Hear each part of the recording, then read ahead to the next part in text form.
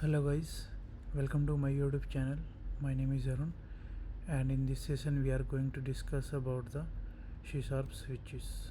Means what is switch and how we can use it in the C#. So let's start and use the switch statement to select one or many codes blocks to be executed. Means whenever we have to check many blocks actually in the same case, then we can use the switch case. So switch actually, if it's a little bit actually slow, better than other than this if else condition. So I will suggest actually normally in whenever you will go in any company, so maximum times people try to use if else condition better than switch also you can use based on your condition or based on your requirement, but a better performance is if or else condition. So let's see now switch. This is the syntax. If you will see here,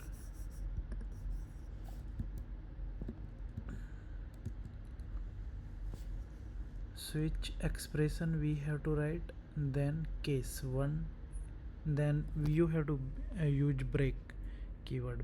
We will tell you what exactly break, then case y and default.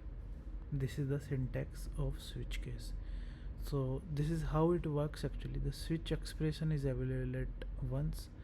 The value of the expression is compared with the value of each case. If there is a match, the associated block of code is executed.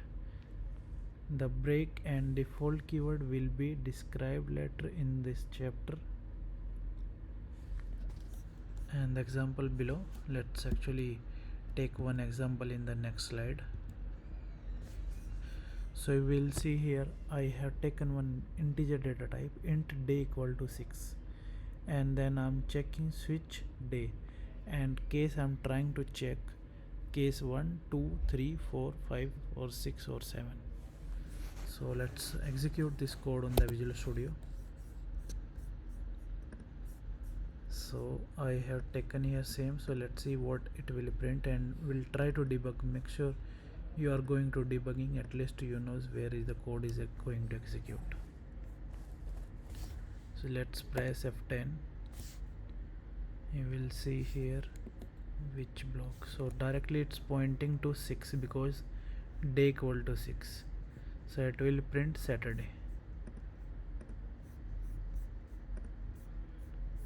So it will print Saturday. If you will change here like 5 and you will save and execute, it will print Friday because case 5 is Friday.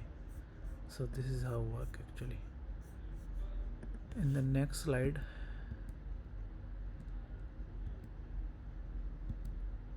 break keyword. This is very important to learn, you guys. It break out of the switch blocks. This will stop the execution of more data and case testing inside the block. Means once your case is done, your condition is verified, it will clear the block and it will go out from the code. So when a match is found, the job is done, it's time for a break. There is no need to be more testing. A break can save a lot of execution time because it's ignore the execution of all the rest of the code in the switch block.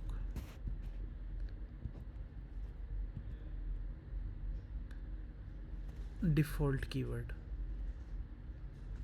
The default keyword is optional and specified some codes to run if there is no case match. Means suppose your condition is not matching and you wanted to still print something like default. If condition, it doesn't matter actually your condition is matching or not, but that block will be executed. So let's take one example and we'll try. So this is here.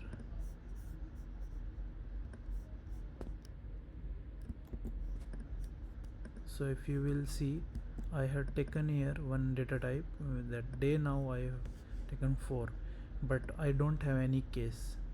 But still I set default. If there is no match, then it should print directly. And break, it will break keyword out the codes once the condition is found and it's matched. So let's try to print it. So you will see, looking forward to this video.